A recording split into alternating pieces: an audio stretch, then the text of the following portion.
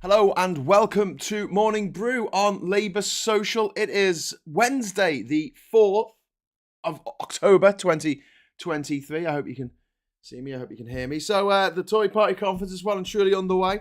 We had Cruella Braverman yesterday standing up in front of a bunch of Tories and making talking points that wouldn't look out of place on a leaflet you'll get through the door for the National Front in the 1970s.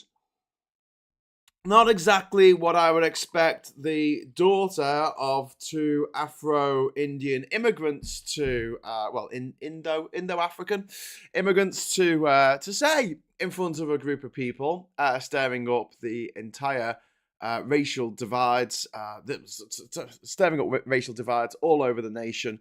For no reason other than she is just an absolute effing psycho. The woman is a psychopath. The woman is an absolute crazy person who has some kind of takes some sadistic glee in demonizing a group of people of which she is one.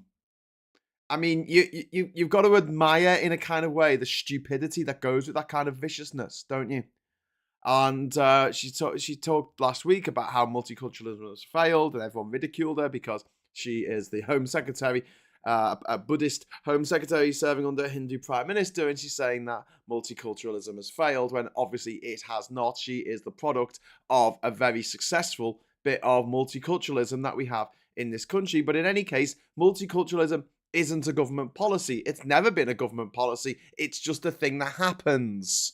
And saying, "Oh well, we've got to stop this thing that's happening." Well, it happens anyway. It's what happens in this country, and the absolute dire scraping of the barrel. I said a few weeks ago, it's not even the sound of the scraping of the barrel. It's the floor. It's the scraping of the floor where the barrel used to be.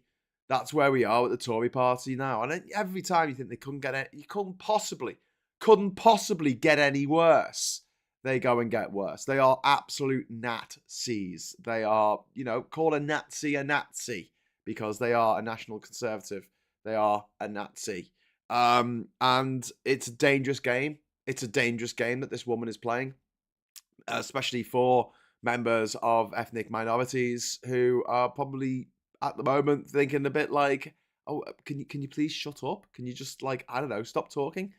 Someone have the police leader out like she had the leader of the LGBTQ plus community in the London Assembly, an actual elected member of the London Assembly, Andrew Boff, was escorted out of her talk because he pointed out that there is no gender ideology. It's not a thing. It's a thing made up by people who hate trans people to bludgeon them over the head with, because trans people don't have it hard enough.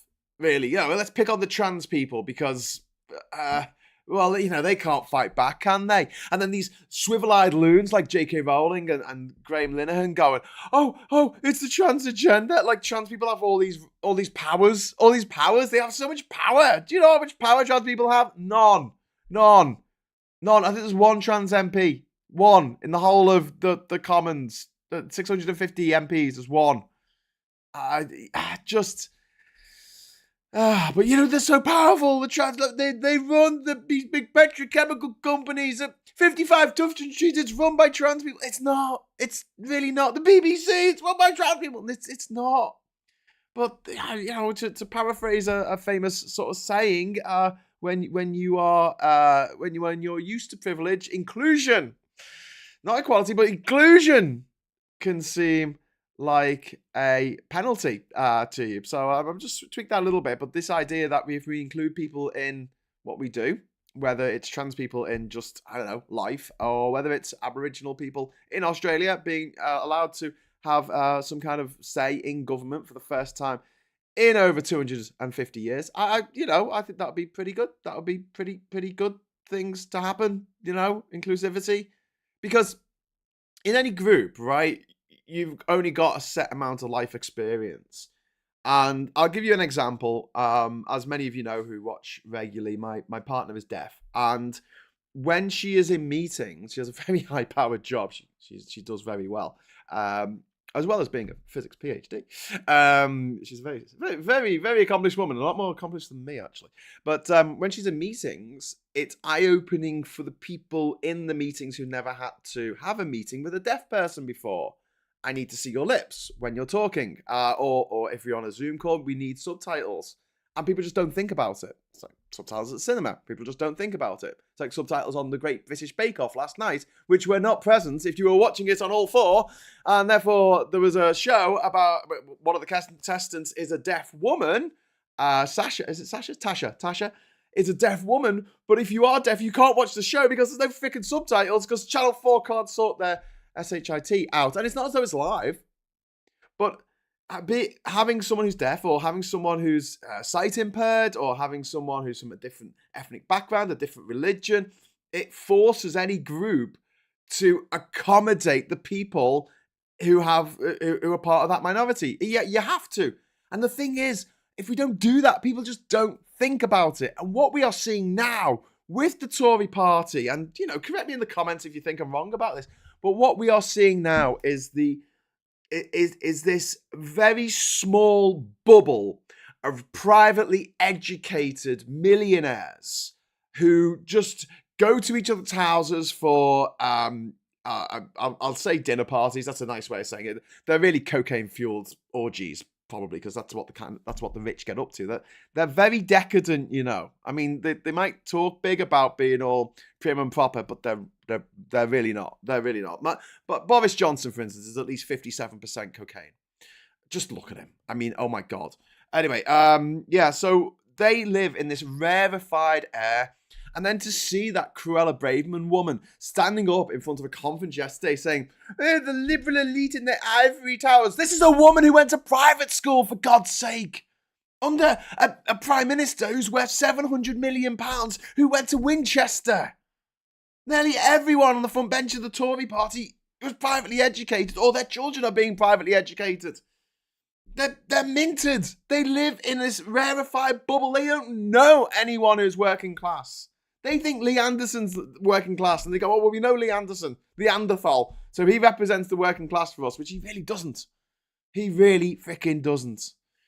And to have her say that, it's so disingenuous and so wrong. Like someone was saying in the comments on one of my videos, like, they should go to jail. They should be penalised for lying to journalists, lying to MPs. Misleading the House is one thing, and then you've got all this.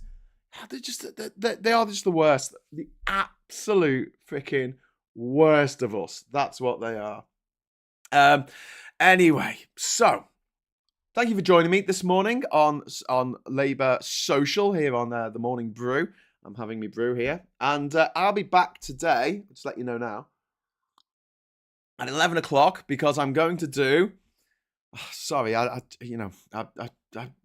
if I have to put up with it, you have to put up with it, or maybe vice versa. I'm going to be doing a live commentary on Rishi Sunak's speech, which should be around 11:15 today. So if you'd like to join me for that, right here on the same bat channel, not the same bat time. I'll be back at 11 o'clock for that. So please, put that in your diary, or I don't know, click the bell notification icon.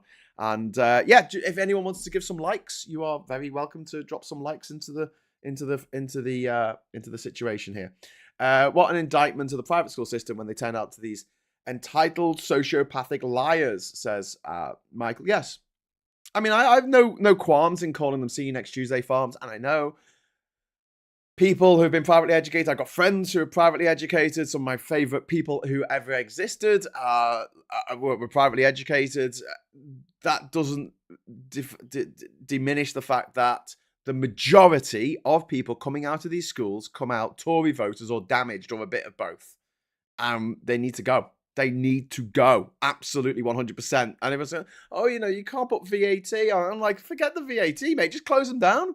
Oh, but and that VAT thing. Oh, hard-working families can't afford to send their kids to the posh school. And I'm like, well, you should have thought about that before having kids then, shouldn't you? Or maybe just send them to a state school. Maybe then you'll have a vested interest in the state school system being a bit better and not dropping rack on people's heads. After speech by Braverman and Barclay, I'm scared for my future, says Sarah. I'm not surprised, Sarah. It is just horrible. The absolute shocking bigotry coming from these elected figures to their audience of scumbags and dickheads and just people who have never achieved anything in their life. Imagine being, thanks for the super chat, Sarah. Imagine being so crap that the only thing that you have to be proud about is the default setting. And by that, I mean, like, you haven't pimped your ride up at all. It's just the default. It's the bog standard human being. Yes, I'm so proud of being a bog standard human being. People who have never achieved anything, never been anywhere, never done anything they're particularly proud of. I mean, I find this remarkable when people have children, and yet they're not proud of the fact that they've got children, or that they're not proud of their children. And I'm like, are you freaking kidding me? That should be the crowning achievements of your life, or at least one of them. But no. What they are most excited about is the default setting of a human being that they decided when they were 5 years old that was going to define them for the rest of their life. They were going to be white because they were born that way. They were going to be born in Britain because they were literally born in Britain. And they were going to eat meat because when they were babies, they were given meat. Yeah. And you're like, okay, cool. That's great. Well done. The default setting of human. That's you. Brilliant. And are you really proud of that? Yeah, really proud of the fact that through a complete accident of birth, I happen to have these characteristics rather than, actually doing anything positive in the world. And Suella Braverman is very much tapping in to that weird kind of flex. It's such a weird flex. Someone else think this is a weird, it's like, and I've spoken about this before, it's like when people go, I haven't done this. And it kind of winds me up a little bit because it makes me want to do it if I haven't done it myself. Because it's like they're proud of the fact they haven't done something. And it's not like people type, I've never murdered anyone. Never have I ever murdered someone. Never have I ever, committed some offense or done this. It's never that. It's always like Star Wars or Game of Thrones or Bake Off or Strictly. I was like, I've never watched an episode of Strictly. I'm like, well done. I hope that makes life so much better for you. I'm just like, what? Okay, it's a default setting. Well done for having the default setting. I'm sure on your deathbed you'll think fondly about all the things you didn't do. Yeah, not the things you did do, but the things you didn't do. Oh my God, I'm so glad I didn't watch Game of Thrones. Because it did go a bit crap towards the end. Everyone told me, phew, dodged a bullet there. And you know what? All things being equal, I would love to be able to say, I've never heard a song by Toploader, who played at the Tory party conference yesterday. Toploader. You know that Toploader people, the ginger mop guy with the song that was just an earworm and stuck in your head, and is actually not even their song. It was a cover. It was a cover from like a 70s band or something. I've always hated Toploader, and now I have a very good reason to, because they played at the Tory party conference. Now, I would like to be able to say, I've never heard a Toploader song, but I can't, because it is foisted down my throat. Because I walk into a supermarket and that song is playing, and I have to listen to it against my will. So yeah, maybe there are some things that I would like to have gone to the grave not experiencing, but unfortunately, Toploader is not going to be one of them. Anyway, so on with the show. Jury Lord said, even when the subtitles are on, they're pretty dire. The best one I've seen comes up on YouTube as a little window. However, I don't know who are responsible for them, as different from the video ones. Yeah, I mean, Joy, the subtitle thing drives me mad, because I make a real effort to subtitle these videos. This video now should be subtitled. This is also generated subtitles. But when I do my moments of truths, I put the script into YouTube to make sure that we do have subtitles, so people can, yes, BUFFU, that's the one. Toploader play for the Tories. I was right to hate them from the beginning, says MJ. MJ, that's exactly what I thought. I was like, whoa, vindicated. It's like Russell Brand all over again. I hated him since the start. I hated him when it wasn't cool. The Big Quiz Video Gamer, there's nothing wrong with being happy with yourself, even if you are the default. Okay, I'll redress how I put that.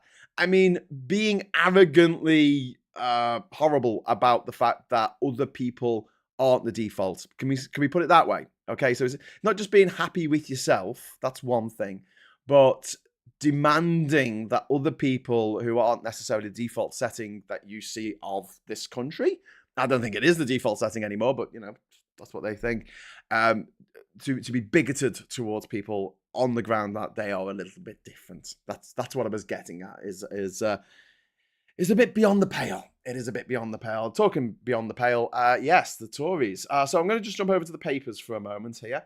Oh no, I've done something terribly wrong. Hang on a sec. Oh, this is all going terrible. Oh no, it's not. Yes, it is. Yes, it is. Okay, right, back on again. Yes, we've got the Daily Express. He's going to tear up the 30 years of broken politics. 30 years. So 13 of those have been Tory. Oh no, actually, no, more than that. 17 years of that were Tory years, Tory party. So they broke politics. Is that what Rishi Sunak's saying there? They broke politics on the front of the Express. We got the Times saying Braverman saying migration hurricane is coming. I think this speech that Braverman gave yesterday is going to go down as the rivers of blood speech, but actually said by someone who is an ethnic minority, which is just bizarre. There we go. Sunak, I'll change the status quo. Okay, if you say so, mate. So this is a guy who studied at Winchester and Oxford, and he's incredibly rich, and he's the Prime Minister, and he's told what to do by 55 Tufton Street. Yes, changing the status quo, mate. Okay. And then this disgusting headline in the Daily Mail here above me. Quinton Lett, another privately educated dick, saying, what a wig lifter. A wig lifter? This was the first properly spellbinding, dramatically assured speech seen at a conference for years. This is a speech where it said it was okay to be racist. We need to stop being ashamed of being racist. That's what this woman said. And I'm sure if some of the racists got hold of her, they would not be very nice to her. Let's just put it that way. But that's her bed. She wants to, lie in it. We've got the Mirror there with another day of excuses. 13, unlucky for us. Today, the PM will blame our country's problems on the political system, but remind us, Rishi, how many years have the Tories had to fix the system? 13. And if you're talking about 30 years, then you can add another 4 to that, because that takes us back to 1993, and the Tories were in charge from 93 to 97. So that gives us a nice round number of, not round at all, but a nice number of 17. What is round number, actually? It's just not an even one. PM declares politics broken. Well, who broke it, dickhead? I'm sorry, I get really angry. I'm just like, you absolute chundering morons. It's like, oh my God, it's broken. It's like stabbing someone to death and then standing over the body going, oh my God, someone's committed a crime. And you're like, yes, it was you. We all saw you do it. Yeah, I know, it's awful though, isn't it? I'll save you from all this murder crime. Wow. Indeed. And there's an interesting story here in The Guardian, just on the fifth column over here. India kicks 41 Canadian diplomats out of Delhi, which is trouble brewing there on the international front. Psycho scumbag chatbots aren't all bad. That's some stuff, for God's sake. And then we've got the newspaper, the Braverman's hardline job application to become Tory leader. Heaven forfend. And then over here we've got Justice for Jade, and a bond sell-off deepens high rates prospects spook market. So the market is spooked, the pound is down, bonds are being sold off, and hurricane warning. So rivers of blood, now it's a hurricane of despair. I don't know. Actually, that's a good way of putting the Tory party. It's a hurricane of despair. But this is what they've done. This is what they're doing now. This is what the Tories have regressed to. Absolutely regressed to. What year is it? Darren says Quinton Lett has moved from the Telegraph, where his colleagues and readers hated him, back to the Mail, who are desperately trying to make him popular again. Don't talk about fifth column, says BUFU. Indeed. It was literally, that's where it comes from, doesn't it? But Canadians have known to be so friendly. Well, I don't know. I think they're kind of, like in a movie where it's like the nice person who invites everyone in and then turns out to be a vampire. That might be Canadian. It might be. I don't know. I know it's called Canada. I just like calling it Canadian. I like telling jokes like, why are Canadian roads so dangerous? And everyone goes, what? Because of the ice? And no, because there's any one of them and all the musicians are in the middle of it. Boom, boom! I've just lost my one Canadian fan. Sorry, I'm only joking. Arcade Fire, all right. Although the lead singer is a bit wrong. Wig lifter, fabricant. I don't know. Braverman's speech was her application to be leader of the opposition. Yes. I spoke about this yesterday. I don't want Suella Braverman to be leader of the opposition just because I think that she will have this huge international platform. And don't forget, leader of the opposition, they do have some modicum of power, especially when it comes to getting platforms and getting into the newspapers. So I don't want to see Suella Braverman's ugly little, chinless, spiteful, hateful face on the front of the newspapers every day for the next 5 years. I really don't. In the same way, I don't want to see Boris Johnson's ugly, coke-filled, bloated sack of custard face on the front cover of the newspaper. I don't want to see Trump either. That the tub of lard with a sticking out. I just don't want to see it. Don't want to see it. Don't want to see it. Spiders on, pictures of spiders. Don't want to see that. Don't want to see pictures of injuries. Don't like that. No, sorry. You post a picture of your arm hanging off. I'm going to just defend you because I don't want to see that shit. I'm sorry. I'm not a doctor. I feel really sorry for you that your arm was hanging off, but you didn't have to take a picture and put it onto social media. That's all I'm saying. I'm just a bit squeamish like that. What can you say? I don't want to see pictures of these people. Especially Suella Braverman. She is a hate-filled lady. She is someone who has reached the top and isn't just kicking the ladder away. She's kicked the ladder away and now she's shooting down at the people below her with a machine gun. That's where we are. That's where we are at this conference at the moment, with these Tories vying for their position to be leader of the opposition after the upcoming election, which the Tories are going to be absolutely toasting. I mean, they are just alienating pretty much everyone, absolutely everyone that they could possibly alienate, and even people who don't like the idea of HS2 are pissed now because the problematic zones of the building of HS2 were largely confined to the bit between London and Birmingham. The bit between Birmingham and Manchester, I know there was a bit of quibble room there, but not so bad. Did you know that Boris Johnson he sold one of his houses, or was Boris Johnson's father, Stanley, the wife beater, the famous wife beater who once beat his wife so hard that she ended up in hospital, that we know about. But it was a one-off. I'm sure, as Fiona Bruce told everyone in the Question Time audience, it was a one-off. It was a one-off that he sent her to hospital. It's like saying I murdered someone, but it was a one-off. Does it really count? I only murdered one person. I mean, there's people out there who's murdered lots of people, and I only murdered one. So, I mean, is it really a crime? Do they give Nobel Prizes for attempted chemistry? I think not. But yeah, apparently Stanley Johnson got like 10 times the going rate for his house because it was on the path of HS2 if it was going from Birmingham to Manchester, which it looks like it isn't going to now. And Sunak is going to use his speech this morning to, to tell the people of Manchester that the HS2 that had been promised to Manchester and that the people of Manchester have put a lot of time and effort into preparing for, and money, not just time and effort, but money into preparing for it. He says it's not going to head. And he's saying it in Manchester. He's just standing up in the city that he has just effed in the A, and he's going, oh, well, it's funny that, isn't it? I'm here, but HS2 isn't. So we'll see that happen, and maybe he'll declare that he's going to have a general election before the year is out. I mean, the polling can only go down at this point. I just really can't see any way. I can't see any way of them clawing back. I mean, I hope I'm wrong. Pineapple Boy says Ed Davey for leader of the opposition. Yes, I would much prefer that than Suella Braverman. In fact, yeah, okay, well, if she wants to be leader of the Tories and the Tories are in fourth place behind Labour, the Lib Dems and the SNP, yeah, bring it on. That'd be great. Let's have Suella Braverman. And that horrible little Farage creep as a little pet, that she keeps by the desk on all fours.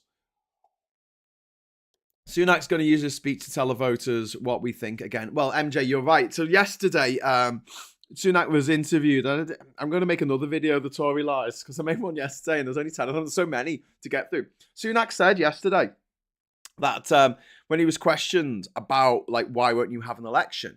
He said the people don't want one. That's just like fucking absolute lie. I mean, the government, if they were 20 points ahead in the polls right now, I would say, actually, yeah, probably that's true. Probably people just don't really have the stomach for it because, they're enjoying the fact that the Tories are in power and making these critical decisions over the future of our country, especially when it comes to things like net zero and oil licenses and onshore wind farms being banned and half of HS2 being canned, the useful half of it, because I didn't see that the link between London and Birmingham was as useful as the link was going to be from Birmingham to Manchester, or indeed the rest of the north. So we will see. I myself have said in the past that I don't think that HS2 was the right way of going about this, but so much money has been spent already doing it, and I don't want to get into the whole sunk cost fallacy, but the people of Manchester were prepared for this rail line to go to their city, and Rishi Sunak's going to say it's not going to go to the city, and then he's going to try and spin it that this is a good thing that he's doing, and I don't believe him. He's going to talk to this today. He's going to talk about Northern Powerhouse Rail. He's going to talk about putting electrification on the lines. There's a line that runs from Liverpool to Manchester, right? And it's the old Crown Street to, Store Street? Someone look up what Piccadilly was originally called. Was it Store Street?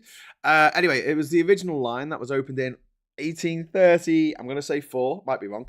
And that line was only electrified just a few years ago. It's only been there for like 170, 180 odd years. But, we'll get around to electrifying it one day. There's a lot of work to be done. But the problem is, when I talk about HS2, I've said in the past that I think that they should concentrate on putting new slow lines in to put the regional trains and the freight trains on. This isn't an original idea. Other people who know more stuff about this than I do have said this, but I think that's a good idea. New lines for that. But what Rishi Sunak's probably going to announce is he's going to upgrade the tracks that we have, which is a terrible idea because we still need trains to run on them. Think about all the trouble that's caused when there's a strike. Well, how do you upgrade a line, right? You have to literally start on Saturday night, I guess, at 11 o'clock, work through the night, work through the Sunday while everyone has to cram onto a rail replacement bus. And those 3 words of the strike, fear in the heart of any mortal soul. Rail replacement bus. You finish at midnight on Sunday, and you have to put everything back the way it was so that trains can run on it safely on Monday morning. I mean, that whole idea is just bonkers. It makes way more sense to just build a new line, because then you can just have a new line and you can just work on it 24/7, 7 days a week. I'll tell you, that's what 24/7 means, doesn't it? No, 24 hours, 7 days a week. Yeah, 24/7. 365 days a year. If you want to work on Christmas Day, that's up to you. Double pay. Yay. Anyway, so I'm just going to dip into the chat for a moment because I'm going to wrap up soon. But like I say, I'm going to be doing a commentary for Rishi Sunak's speech that he's making in a moment. Try Scheinerstatverske, Graham. I won't, because I won't be able to say it properly, Jupe. All the people who pocketed money from HS2 should be made to pay it back. Yes, they should, Sarah. I'd like to see that happen, though. HS2 will be a white elephant if it doesn't go into central London and run north to Manchester. Yes, Old Oak Common. It's going to end in Old Oak Common. So the time that it takes you to get from central London to Old Oak Common, which I don't think is on an underground line. I've usually got an underground map somewhere here, but I don't at the moment. I don't think it's on an underground line. I think it's only on an overground line. The Wombles will be happy, but the overground line goes in a big circle around London, pretty much. It goes on the outskirts. It connects the outskirts to each other, the outer suburbs. Whereas the main lines go into the city centre. So yeah, it's going to be difficult. MJ says Graham subtitles for the hardest swearing, indeed. First line was either Liverpool and Manchester Railway or Stockton and Darlington Railway. That's very true, Katrina. And there's a lot of because I live in County Durham now, so I'm not far from Stockton, Darlington. Yeah, there is a bit of a hoo-ha about it because the Stockton-Darlington railway wasn't necessarily for passengers. So the line from Liverpool to Manchester was the first purpose-built passenger railway in the world. And as the Crown Street terminus was dismantled a few years after it opened, and we had Lime Street put in instead, and also because Edge Hill has moved 400 meters down from where it originally was, it makes Broad Green Station just at the beginning of the M62. That is the station that's the oldest purpose-built passenger station in the world, although they demolished it in the 1970s to build a flat roof monstrosity because progress. Anyway, great. James O'Brien had an interesting take on HS2 from the guy who built HS1, was that you shouldn't announce the budget for these projects so you get better value for money. Yeah, very, very good point. It's on the Elizabeth line. Oh, is it? Okay, Shizak. Okay, well, I'll take that back then. Birmingham to Wembley, sure, pretty much. Lol, Manchester isn't on the West Coast main line. Yeah. I didn't say it was. Captain Bart Roberts, and the day the Stockton to Darlington line opened was the first death on the railways. I think it might have been the Transport Secretary. But what Bart Roberts, wasn't that actually I'm gonna impress you now with my crappy knowledge. At the Rainhill trials, when they were testing out the new trains, there was a MP killed. I think a Tory MP was killed. And his name was Clarence, I think. I think his surname was Clarence, was it? Or Canning, maybe? Canning? Oh, I can't remember. Someone look it up. Who was killed during the Rainhill trials? Rainhill being on the outskirts of Liverpool. Well, a bit further out from Liverpool. Remember the old Lib Dem spitting image puppets where David Steele was always taking from David Owen's top pocket. Rishi is the new David Steele. More cameras outside Wembley School prisons than inside. Civil liberty and privacy gone. Oh yeah. Well, I mean that's what the Tories want. They want control. They want control over you, over what you do, over what you think, over how you behave, and who you have sex with, and who you are friends with, and where you can go, and where you can travel, and where you can stay, and where you can live, and who you can marry. They just want control because they are totalitarian fascists. And we should not be afraid of using the F word when we're talking about these people because they are fascists. That's all they are. They are the absolute worst of us. And we're going to have to put up with a few more hours of them in this horrific Tory party conference, which is just so dispiriting. And we're going to have to put up with at least another few months of them until we get our general election. It would be better for the Tories to announce the general election today because they will lose by less than they will if they continue on with the economy looking the way it does, which is absolutely dire, if anyone was watching. Huskerson! I knew he had a dock named after him in Liverpool. Huskerson was the MP that was killed at the Rainhill trial. Thank you very much. See, I was going through the docks in my head, but there's like 101 of them in Liverpool, so 107, something like that. Anyway, right. So thank you very much for joining us this morning, and thank you very much for the chats and the super chats. I will be back at 11 o'clock. If you can put up with it, if you can stomach hearing Rishi Sunak just lie through his teeth, you can have me sort of in the corner of the screen shouting obscenities. If that sounds good to you, join us at 11 o'clock today for Rishi Sunak's terrible conference speech live with commentary by me, Graham Hughes. Right, Phil will be back tomorrow at 9:30 for another morning brew. And until then, thank you very much for watching. Thanks, like I say, for the super chats and for having a lovely, delightful conversation in the chat here. I will leave you in the capable hands, as always, of James O'Brien. I feel like I'm like the warm-up guy for James O'Brien. Go to LBC, run free, be happy. Until next time, I'll say hello, good evening, welcome, and goodbye.